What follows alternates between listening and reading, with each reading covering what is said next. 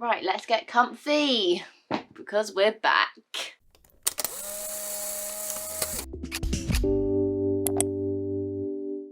Hi guys, welcome back to my channel and welcome if you're new. I hope you're all doing well and welcome back to episode 4. Welcome back to another episode of Rachel's Reading Rambles. I'm so excited to be back with one of these. I haven't done one in a while because I have to wait until I have a lot of thoughts in my little brain to sit down and just ramble about them all. Ow. Great start, great start. I need to stop doing peace signs. But if you aren't new to my channel, you know that these are basically a place where I just sit down and ramble to you guys about anything and everything. Usually it has some sort of relation to my YouTube channel and reading, but sometimes it has no relation to it whatsoever. So today we're back. The main menu for today, I guess, is we're going to be discussing the topics of feeling burnt out when creating content, the pressure of booktube, and just feeling like uninspired to create content. Luckily, I'm a little bit out of that now and I'm inspired to make content again, hence why I'm back with another Rachel's Reading Rambles. But for the last couple of weeks I have been feeling in that kind of creating content slump. We're also going to be talking about the anticipated releases I have for the rest of 2021, because obviously we are over halfway through the year now, as well as scrapping my scrapping my August TBR because I can't be bothered. I've been in a weird funk and you know what, half the books on that TBR I just can't be bothered to read, so I don't want to put myself into a slump or do things that are being controlled by my own TBR game when I know that I'm just not going to enjoy those books, so why would I put myself through those books? Do you know what I mean? So those are kind of the topics that are on today's menu, but let's just kind of get started. I don't really know where to start today, I really don't. Why don't we just get into my TBR update? So if you saw my August TBR, you know a lot of weird prompts came up and I kind of couldn't choose what books to pick because they were like highest rated on Goodreads and Goodreads feed, where for me it means going through my Goodreads feed, and for the first book I find I have to kind of read, so the choice gets taken away from me, and sometimes that's great and that's why I pick a TBR, so the choice is taken away from me because sometimes I'm very indecisive and I don't want to pick the books that I'm going to read that month. But sometimes when there's so many books I want to read in that month, I want the choice. I want really broad categories like paperback or middle grade or YA, so I have a wide range of books I want to choose from. But August didn't kind of give me that, so because I'm in the mood to kind of like mood read and just read anything but my TBR, once again, I feel like I had this back in like May as well, I'm not going to scrap it because I do feel like if I take 2 weeks to just read whatever I want to read, maybe in the last week of August, I will want to pick up the books that are on my TBR, so I don't want to officially say that I'm scrapping it, but I'm just diverting from it quite a bit. So the book that I'm currently in the middle of, I'm filming this on the 11th of August. I'm not sure when you're going to see this, but I am in the middle of As Good as Dead by Holly Jackson. If you've been following my channel and you watched my recent live show, I told you guys how scared and on edge this book is making me, and the other 2 books in the series, because this is the 3rd book in the Good Girls Guide to Murder trilogy by Holly Jackson. This is the 3rd and final installment. The first 2 books put me on edge, but this one goes into so much darker topics. It basically follows a stalker kind of based storyline, and I've been home alone for the last couple of days, which is not often for me anymore because obviously lockdown and my parents being on furlough, and I haven't been used to being in a big house by myself. So yesterday and a couple of days ago, my parents went on holiday and I started reading this book when I was home by myself in the dark. Not a good idea. It put me so on edge, and even just reading a little bit today on my lunch break in broad daylight when my parents were home, it was putting me on edge. This book is creeping me out. Loving it for that reason, but also I was hoping to finish it tonight.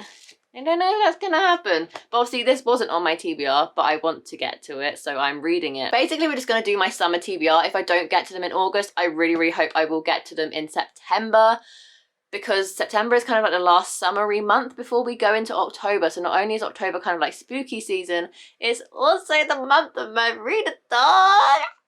I'm so excited, you guys. I'm so excited. So today of filming this, I literally spent about 3 hours writing a script for the announcement video because this readathon is complex. I'm just putting it out there. It's quite complicated to follow, especially if you haven't been to Walt Disney World. By no means that you can't participate if you haven't been to Walt Disney World. I welcome everyone. Everyone is invited to join in. whatever situation you are in regarding Disney Resort, it doesn't matter, I want everyone to join, but I'm just putting it out there. If you haven't been, it might be a little bit more complicated to wrap your head around, but I'm going to try and make it as simplistic and easy to follow as possible, which is why I've written an entire script. I've broken it into categories. We have subheaders, we have titles, and there's going to be timestamps. Like, I'm really working hard to make this as easily to understand as possible. Obviously, Mark and I, if you don't know, Mark is my boyfriend. This is why I love Rachel's Reading Rambles, by the way, because I was talking about my summer TBR and I've gone off to my readathon. So this is why I love these types of videos. I can just talk freely without a time limit because I'm not filming a vlog or anything, and just talk to you guys.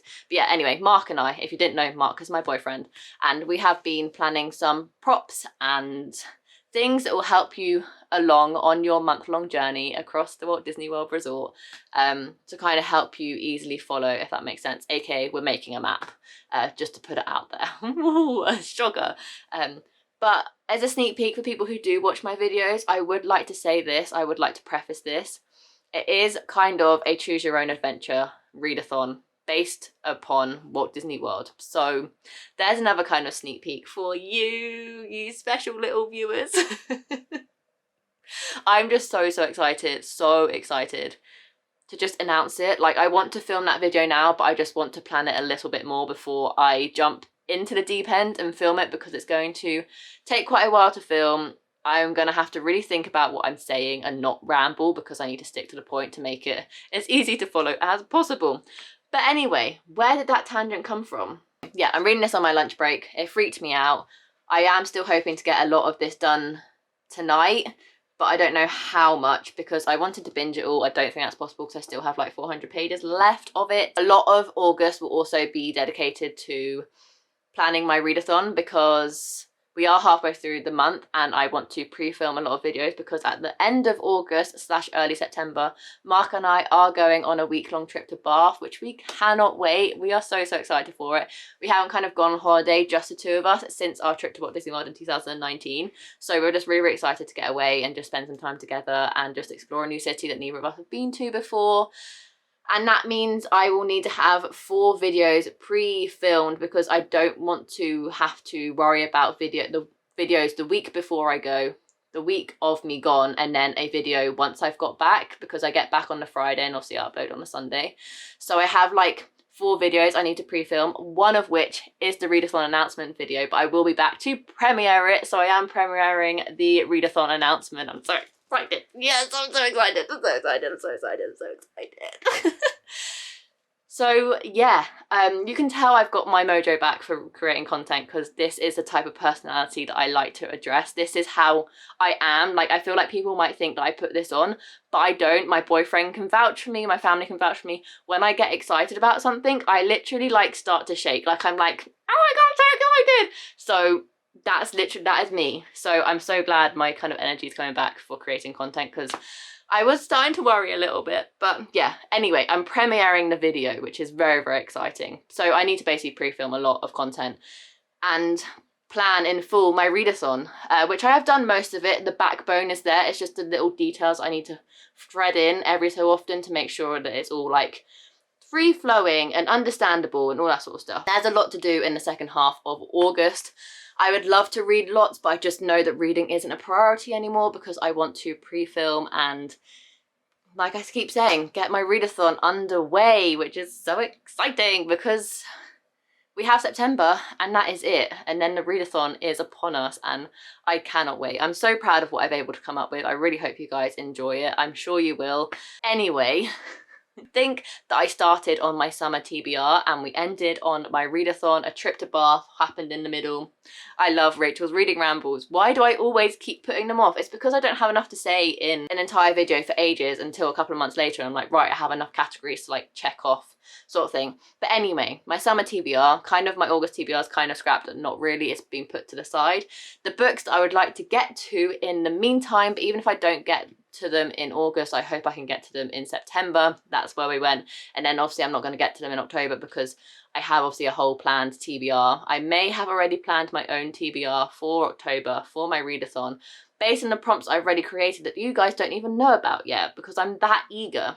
But anyway, hopefully I can get to the rest of these books. Definitely I want to get to these books from now until the end of September. So fingers crossed my September TBR game does me nice, because I want to fit all these books into my TBR and get them read before autumn comes. I can't believe, oh, crazy, this year has just flown by. But anyway, the first book I would love to get to before summer is up is The Beach Cafe by Lucy Diamond. This book basically follows our main character Evie, who is the youngest sister of 3 siblings. I think she has 2 older sisters, and they're very successful, and she always feels like she's living in their shadows. She's never kind of lived up to their parents' expectations, and she's just feeling a bit stagnant in life, really. And then unfortunately her Auntie Jo dies in a tragic, quick, out of nowhere, sudden car accident, and for some reason Auntie Jo has left Evie her beach cafe in Cornwall. So Evie moves down there and just restarts her life and rediscovers kind of who she is and what she wants in life. And if you know me, that's the type of book I love. I love self-discovery about like mid-30-year-olds. So this book sounds so good, and obviously it's set at Cornwall. It's called The Beach Cafe, and it just looks like a summery, cute book. So I definitely want to get to it before summer ends, because no, in my mind, I will put this off until next summer, because I'm like, well, I'm not going to read this over winter, am I? Because it's set at a beach. So I definitely need to get to this before UK summer is up, which is the end of, I'll give myself to the end of September. The next book is Rise to the Sun by Leah Johnson. And this is the book that I need to get to by the end of this month, so the end of August, because it's festival. It's about a festival, and we're currently in festival season. Even though I've never been to a festival, I miss live music with my entire being. And I want to get some sort of festival, concert, live music vibes through this book.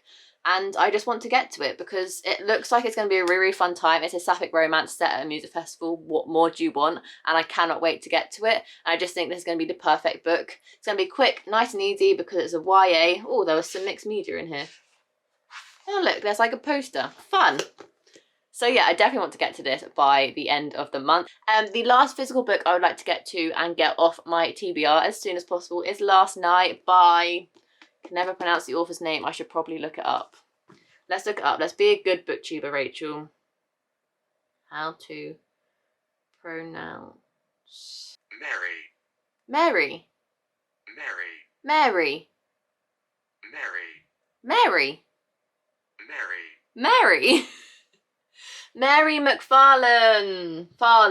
Mary McFarlane. Mary McFarlane. Last Night by Mary McFarlane. Yay, I finally know how to pronounce her name. It's been daunting me for ages, but I would love to get to this. I've heard so many good things about this book this year. A lot of people that I kind of look up to in reviews for contemporaries and stuff have rated this book very, very highly. Like 5-star worthy, and I trust them, and I do believe that this could be a 5-star for me. It basically follows 4 best friends who are so close-knit. That sentence there reminds me of Olive, and then one event kind of makes it all kind of fall apart, and they didn't think they were breakable. They thought they were going to be together for like ever. So I'm so intrigued about this premise. I'm so intrigued by what actually happens, because it's like, and then one night, in an instant, all their lives change forever, and Eve discovers she isn't the only person keeping secrets. And I'm like, what secrets? I want to know. 2 best friends, 1 mischance, and a night that changes everything. I'm so excited. Plus, Marion Keyes blurbed it, and I do enjoy a little bit of Marion Keyes here and there. So those are the physical books I would like to get to. There's a couple of ebooks on my phone I'd like to get to as well. The first one being The Lock-In by Phoebe Luckhurst. This is a brand new kind of release. It wasn't released too long ago, and I feel like if I put a cover up on the screen, which I will do, I will slide over for you. Everyone kind of may have seen it because it's such a pretty cover, and the dust jacket and the hardback is even prettier, but I brought it as an ebook because it was only like $2.99, so I couldn't pass up the deal when it was a new release. And this book basically follows 4 best friends. Can you see a trend here with the books that I'm interested in, the books that I've rated 5 stars? 4 friends. All I need is 4 friends that are in their like late 20s, early 30s, and I'll most likely enjoy the book. But The Lock-In basically follows 4 friends who are locked in their attic as their kitchen starts to flood. And I don't know any more than that, and I don't want to know any more than that because that sounds so intriguing, and I would love to get to it by the end of August. But I cannot believe we're like halfway through a month already, and I've read 2 books and I'm in the middle of my 3rd, so this is definitely a slower reading month for me. But I always, when I'm reading slower, I always think back to before COVID even existed. When I read 5 books a month, I was so proud of myself, and 5 books a month is still incredible because 5 times 12 across the year is still 60 books, and that is incredible to read 60 books a year. So I just have to keep reminding myself that my life doesn't revolve around how many pages I read per day. My self-worth and my worth is not fixated around reading 200 pages a day. I can read 10 pages a day and still be a fucking reader, so, or like a booktuber. Like, I don't have to read this many pages a day and read 100 books a year to be like a valuable human being. So I need to keep reminding myself of that. But I do really want to get to the lock-in before the end of August, but I just don't know how that's going to go with the slower reading pace this month. I also want to get to The Shelf by Helly Acton. This basically follows 6 women who all get locked into a house, Big Brother style, and go on a nation and do loads of challenges and stuff. So pretty much it's Big Brother but fictionalized with 6 women, and I think they all fight for like who wants to be like the keeper.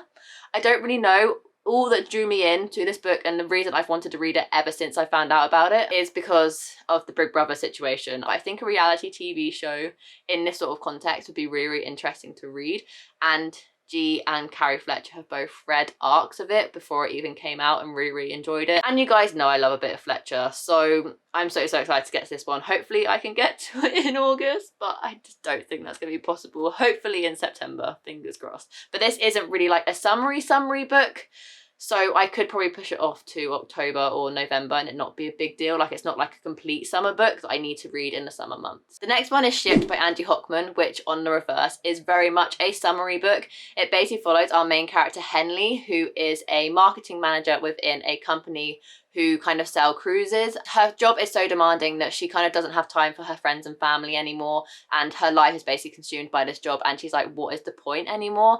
Until one day her manager puts her up for a promotion. However, the other person up for the promotion is her work nemesis, who is called Graham. Her work nemesis is Graham, and he's also up for the promotion. He's currently the social media manager, and they hate each other.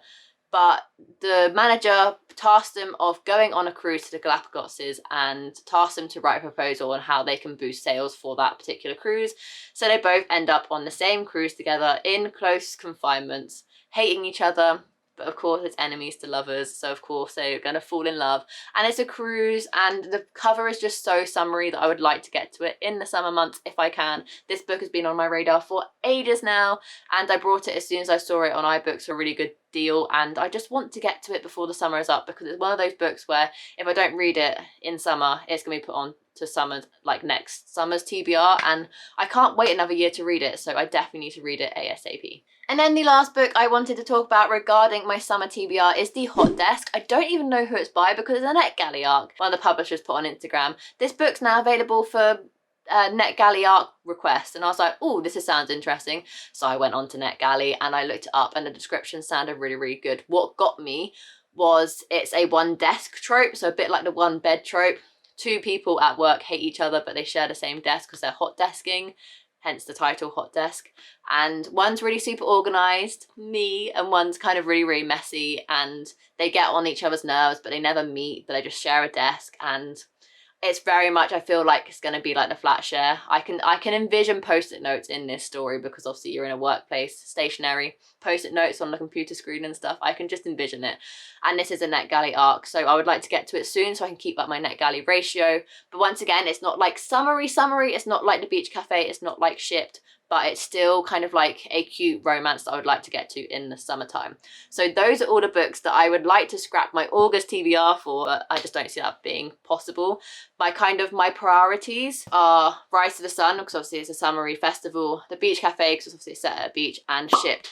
So if I actually did just prioritize those 3, I probably could get them done by the end of July, and then the others that I've mentioned I could probably put onto my September TBR. Fingers crossed. That's the plan anyway. So that's one segment over. That is my summer TBR. We got there in the end. We got through it without too many rambles. Are you proud of me? Please be proud of me. I feel like maybe I should go into a more heartfelt section now of the pressure of booktube and feeling burnt out and uninspired to make content. If you didn't know, I have been feeling a little burnt out. I mentioned it in a live, I've mentioned it in previous reading vlogs, I've mentioned it on social media and stuff. You guys will know by now, because I haven't been shy in addressing this topic, that I have been feeling burnt out.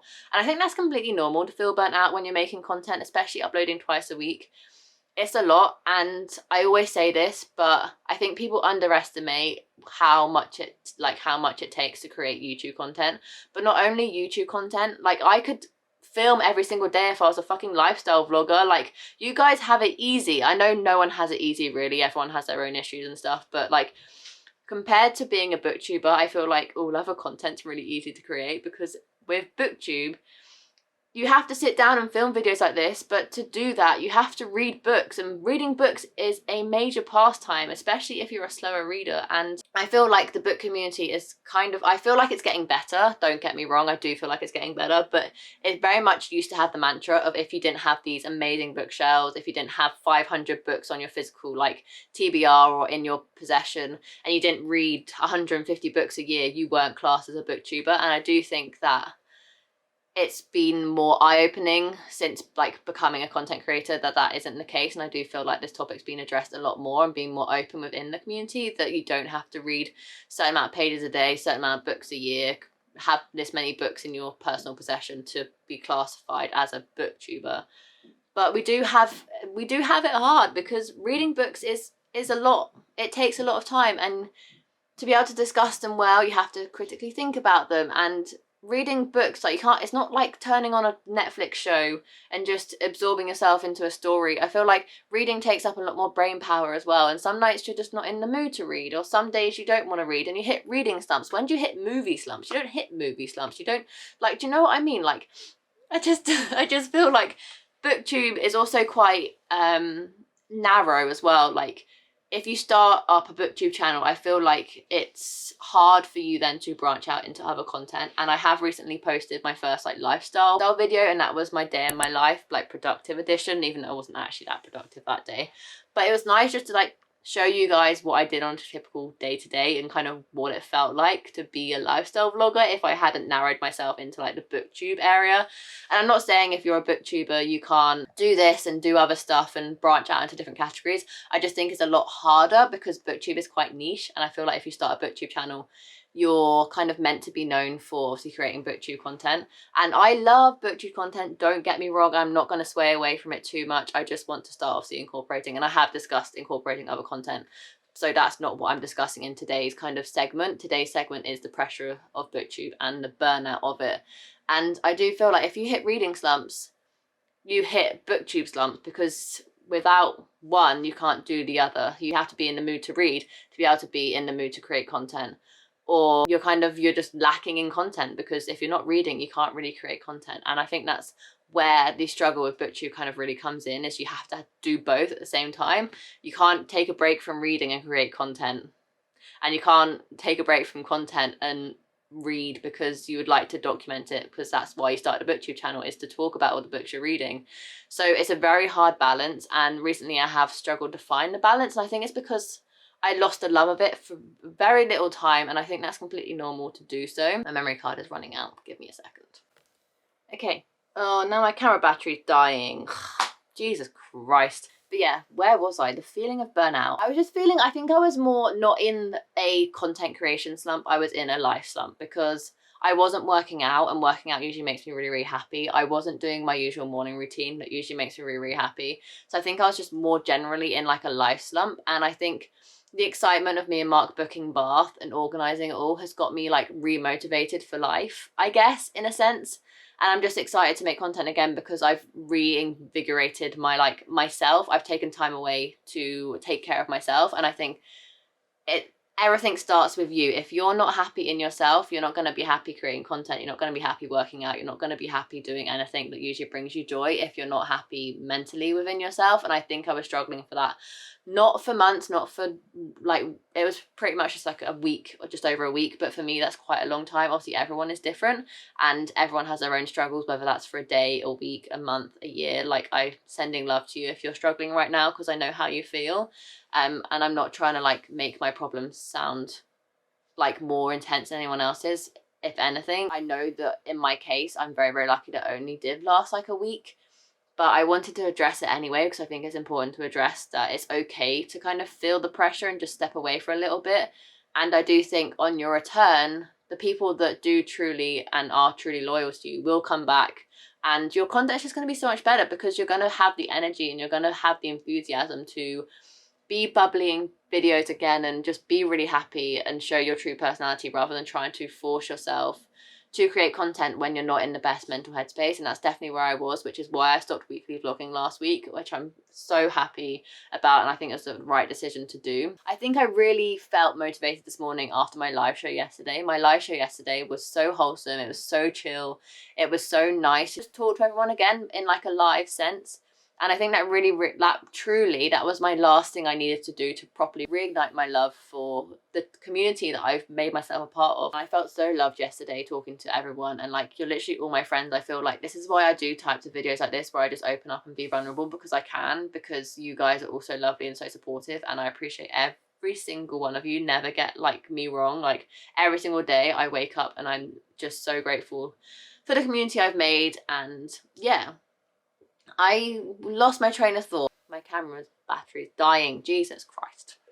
It's okay to put yourself first. I think with Simone Biles being on the Olympics and putting her mental health first before medals has really kind of shine a light on how important it is to put yourself first in situations like that. And I think it travels across when creating content as well. Like, if you don't put yourself first, you're not going to perform at your best. And that's, if that is performing in front of a camera, then that's performing in front of a camera. And I just feel so, literally all I did was not record a weekly reading vlog and instead film a day in my life. That's all I felt like I truly did to take a break, and for me that was enough. Sometimes that could be enough and sometimes it won't be enough, and I just think obviously it's each individual person's kind of case, I guess. But I'm just glad to be back to how I'm feeling about BookTube. When I first started my channel, which is so excited, I have so many content ideas that all of the rest of August planned out and half of September planned out. Like, I have a lot of videos coming and I'm so excited to share them all with you. I'm bringing back Mark versus Rachel. If you were here at the beginning of my channel, we did 2 videos together, the first sentence challenge and guess the book by feeling challenge. And this time I'm bringing it back with some more serious consequences for if either of us lose. So the first one of those is, the first episode of that is coming the 22nd of August. So make sure you're subscribed so you don't miss out on some fun challenge videos coming with my boyfriend. So excited. But yeah, it's just one of those things where if you're feeling down, take a step back. It's absolutely fine, and I feel you. But let's get back onto happier topics, and I'm not going to talk too much about many of these, so we can wrap up this video pretty soon, because I do realise I've probably been rambling for about 40 minutes already. The last thing I wanted to discuss in today's video, obviously we are over halfway through the year, so I just wanted to discuss some of my anticipated releases coming out in the rest of the year. The first one has just recently come out, and that is The Art Principle by Helen Huan. I have The Kiss of Deception physically. Thank you, Leah, for gifting it to me for my birthday. I have read it. I loved it. I gave it 5 stars. And then I read The Bride Test. I wasn't massively keen on The Bride Test, but I did read it for a readathon and I binged it all in a day. And it's a big book, I believe. It was like a 12-hour audiobook. I listened to it on an audiobook and kind of read along on an ebook. So I feel like I just rushed that one too much. And if I reread it, it would probably have the same sort of rating as the Kiss Quotient. So I do want to reread it, and I am anticipating reading The Heart Principle, but I just don't think I'm going to get to it in 2021. You never know. Month to month, my mood changes when it comes to reading, so I could want to read it in like November or October. I don't think it's going to fit the prompts for October. But I definitely want to get to it. I just don't know if it'll be the same year as release, but that's fine. The book's always going to be there now it's been released. The next one, why did I put that on my list? The next anticipated release I have is As Good as Dead, which I'm currently reading, so I don't really think this counts as an anticipated release anymore. Why are these anticipated releases? Oh, they're not anticipated releases, they're new releases. That makes sense, doesn't it? So the new releases I'm currently excited for is As Good as Dead, The Heart Principle by Helen Huan.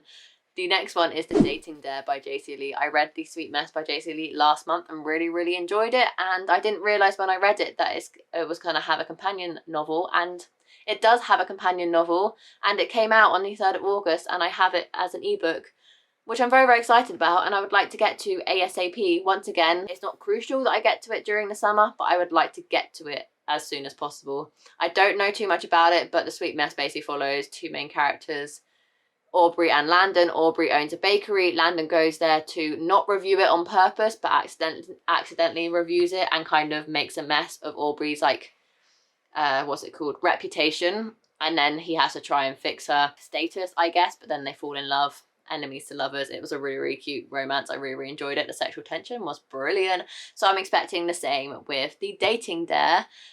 And I can't wait to get to it because it follows Aubrey's best friend and Landon's brother. So that should be intense. I'm excited. So that's another new release that I'm excited to get to soon. I think that's why I got confused, is because the last book on my new release isn't a new release, it's an anticipated release. So maybe this is just a merge. This is anticipated release / new releases that I'm looking forward to.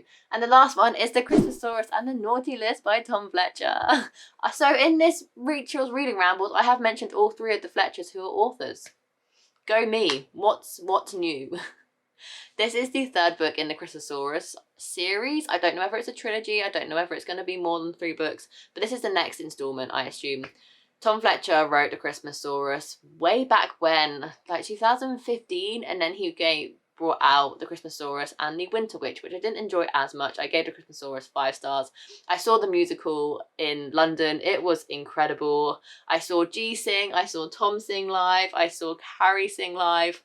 It was Fletcher heaven and I loved my time. And then he brought out The Winter Witch, which is a sequel which I didn't love as much because Christmasaurus I gave 5 stars. It's like my favourite Christmas book ever. It's one of my favourite books ever and it's a middle grade. But he has a 3rd book coming out and I'm a little apprehensive. I don't know whether they're dragging it out because it's just kind of like it makes a lot of money. So don't know whether it's kind of one of those situations where he's just going to keep writing because he's making money from it, or the publishers have asked him to keep creating content because they're making money from him. So I will read it because it's a Fletcher book and it's part of the Christmasaurus series, which I can't say no to, but I am a little bit apprehensive. I have no idea what it's about. I'm sure it will be good. It's just whether I'll love it as much as Christmasaurus. That's the question. My camera went into a high temperature mode and just shut off. This video is so chaotic, but I'm just going to quickly wrap it up here. I was going to mention one more book, which is Mike Gale's newest release. It comes out May 2022. Very excited for that, but that's literally all I wanted to say on that topic, so I will just wrap it up here. I'm sorry for the chaotic energy. Actually, I'm not sorry at all because that's what Rachel Reading Rambles is, and that's why you clicked on the video, I'm assuming. But that kind of wraps it up. Just a nice little catch up with you guys. I really enjoyed it. So if you enjoyed this video, and let me know in the comments down below by giving it a massive thumbs up. Subscribe down below to see future content from me. I do anything from chaotic Rachel Reading Rambles, TBR games, book hauls, reading vlogs, themed reading vlogs, anything a bookish heart could desire. I probably have it on this channel, so make sure you're subscribed so you never miss a thing. And before my camera reheats and burns out again, I will leave you to it. Thank you so much for watching, guys. Maybe this one day could be a podcast, and I'll see you in my next video. Bye, guys.